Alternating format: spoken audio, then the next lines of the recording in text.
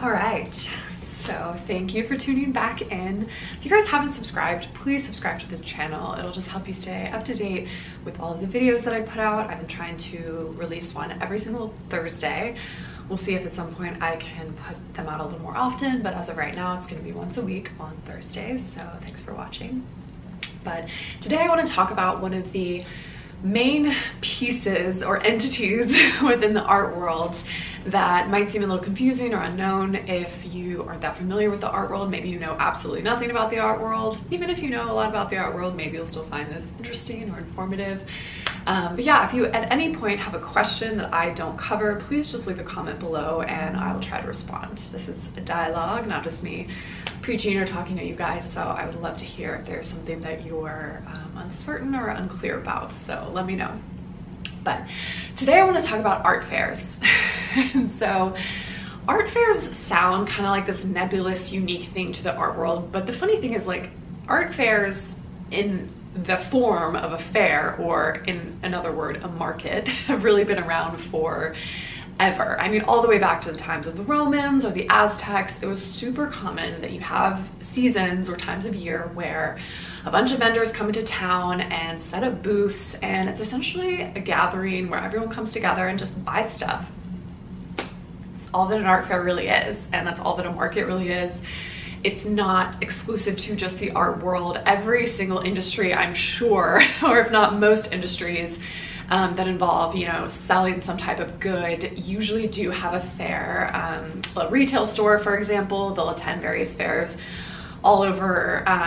If you live in the United States, there's some in Atlanta, Texas, Las Vegas, where you go and you check out, you know, new vendors and things that you could put in your store. So it's very common to have something like a fair or like a market in an industry.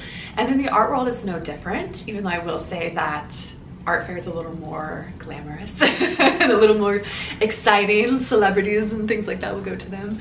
And it's very fun for people watching, in addition to just checking out some cool art.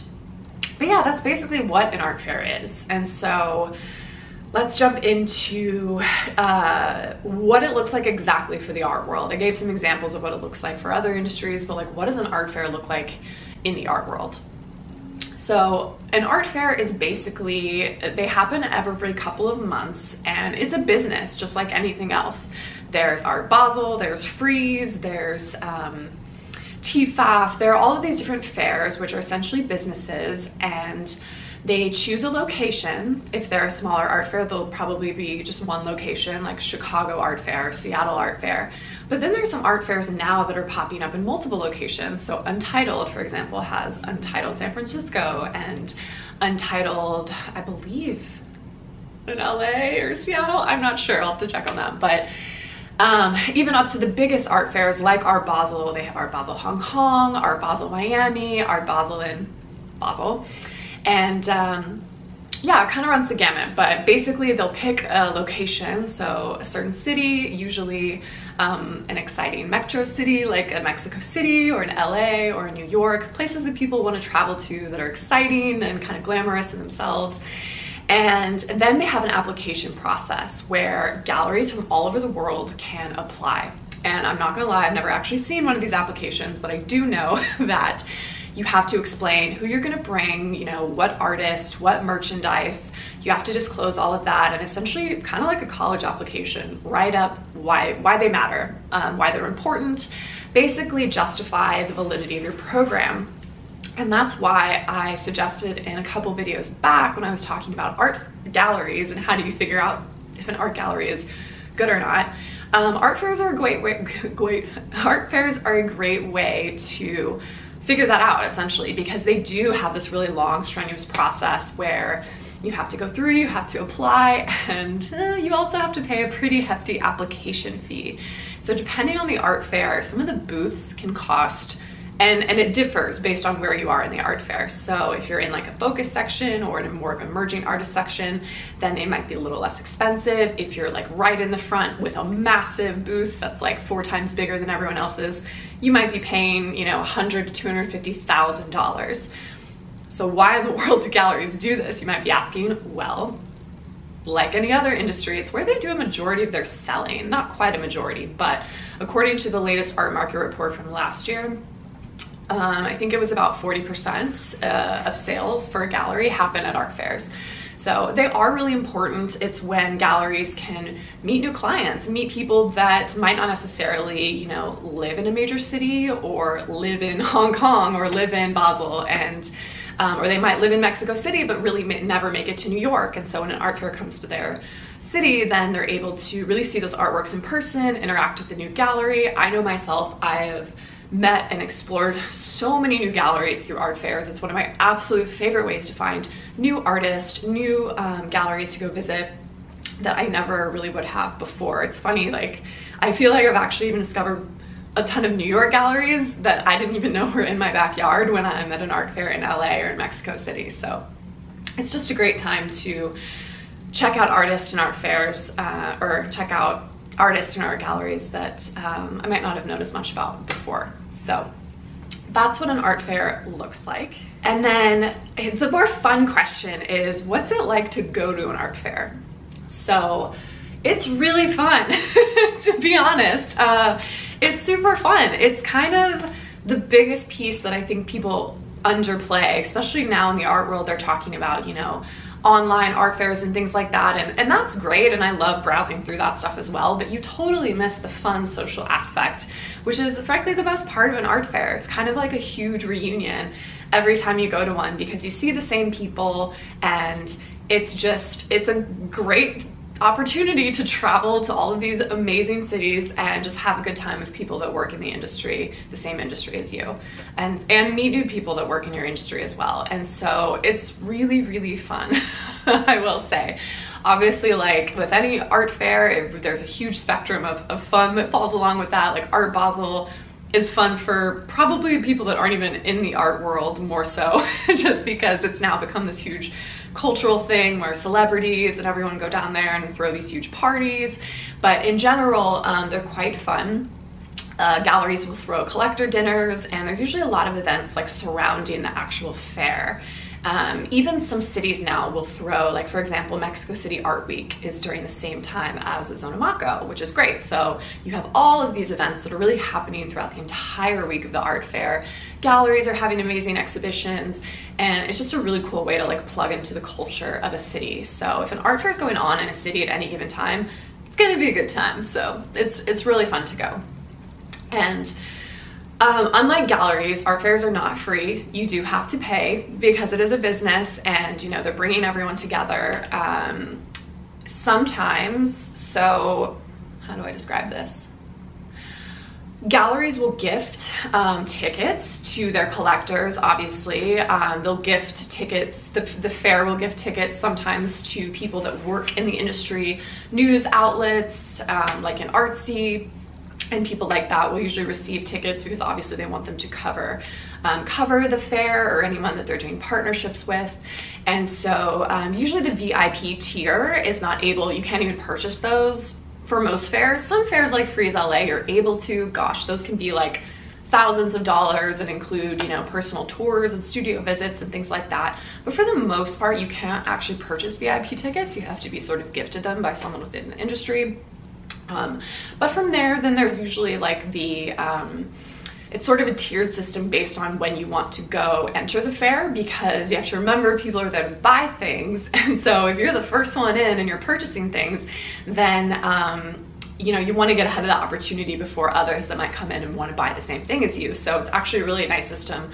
Well, it's kind of an annoying system if you know, maybe don't get in at a certain time and someone purchases something before you, but that's kind of how they set it up. So there's usually a VIP day, which is not open to the public, and that's when a lot of the really serious collectors go around and inspect stuff. I would say purchase things, but actually the really serious collectors, a lot of them will even just buy off of PDFs prior to the fair. They'll send out PDFs to their collectors, and they'll say like, hey, this is what you know, we're bringing in our booth, are you interested? And then those serious collectors can kind of call dibs before everyone else comes in and checks it out, or if not, they can go and check it out in person on the VIP day. And then it starts opening up to the general public. You could purchase tickets for the first day. They'd probably be more expensive than tickets to the second or third day of a fair. And that's pretty much it. Most fairs don't really last longer than about 4 days. It's kind of an extended weekend, if you will. They might start on like a Wednesday or Thursday, and then they'll go through a Sunday. So it's kind of how they're set up if you'd like to go. But inside, it looks like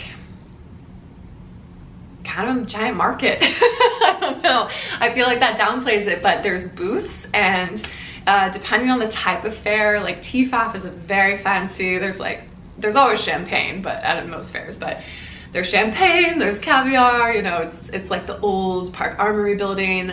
Freeze is known for their big white tents, so like everything's white. But yeah, there's drinks, there's food, so it's very much a social thing to go and have fun and eat there and walk around. And I've never been at a fair less than an hour, and those are the really small fairs, which reminds me, so it's usually not just one fair that takes place in a city. Well, we'll see what happens after COVID and everything, but with the popularity of all of the art fairs, you know, not only with all the events and things that usually happen around a fair, just within the city, there's usually something called satellite fairs. So these are fairs that are smaller that take place at the same time as some of the bigger fairs, you know, like a Zonomako, you have Material Art Fair. Art Basel, you might have like Scope Art Fair, Untitled Art Fairs down in Miami. That was the other place. There's Miami and then there's San Francisco. Mess that one up. But yeah, you just have like a lot of like smaller art fairs that might be for more, or Nada is a great one for more like emerging galleries and emerging artists, and that one's fun. It's only like $10 to go and hang out, and just got a lot more casual vibes to it. So that's something called a satellite art fair. And you might be like, oh my god, this is so much information, I don't even know what to do with this. So I'm sorry, this is a very like stream of conscious video. I'm gonna try to leave links to like everything I'm talking about below, and if I have time I definitely want to put together a blog post that just kind of describes all of this. But I will leave linked below some of my absolute favorite fairs. I love Mexico City, so Zonomako, Material Art Fair, all of the galleries, like it's just, I always try to go down for a week. It's so much fun just seeing the same people year after year, the most amazing galleries, and just catching up with everyone. I also really love Freeze LA. I think it's because I'm very fortunate. I realize like New York is my backyard, but it's kind of fun to go somewhere else. And so seeing the LA art scene is just totally different than the art scene here. So I really look forward to that, and I find that really inspiring versus some of the art fairs that are right in my backyard. Even though I will say Freeze New York I think is absolutely one of my favorite fairs. Roberta's Pizza is there. It is just, oh, I feel like the galleries save like all of their best stuff for Freeze New York. So yeah, I love that fair, I do. But if you want to check out and understand, is there an art fair that's happening, you know, in your city? I think Artsy is a really good resource for that. They partner with a lot of fairs. Like, I think it's something like 48 fairs throughout a year. Yes, there are 48 fairs. I know that's insane. Probably not the case after COVID and everything. The tornado of COVID goes through and has its way with the art world. But there are a lot of art fairs, and Artsy partners with a ton of them. They have it all listed on their site in sort of like a fair calendar, which is really helpful. So you can like filter by town and date and things like that. I think they're the one that probably partner with the most. It's hard to otherwise find just like a giant list. Similar to galleries, it's really hard to find giant list of just who's who and what's what. But like I said, I'll try to list some of my absolute favorite below, but I do think Artsy's a good resource. And yeah, if you're looking for a lower priced fair to attend, I think Nada is an absolutely incredible fair. It's so much fun. Like I said, it's only $10. So even if you don't know anything about art, it's a really cool way to just go in and see some art, see some galleries, see if you like anything. A lot more affordable price points as well.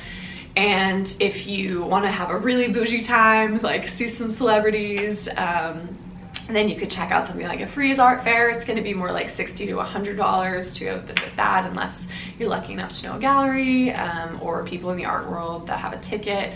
But yeah, in general, an art fair is a great time for people to get together, to do something fun, do something out of the ordinary on the weekend if you live in a particular city where one's being hosted, or if you're on vacation somewhere, you want to take a cool vacation. Obviously I'm a huge art enthusiast, so I actually plan my vacations around art fairs, but yeah, it's just a fun way to kind of get out and see the culture of a city and the vibe of a city. So I love art fairs, and I'm excited for the day that they come back, and yeah, we can kind of all see each other again as a community. But like I said, if you have any questions, please leave them below. Hopefully that was helpful. But all right, I will see you guys next time. Bye.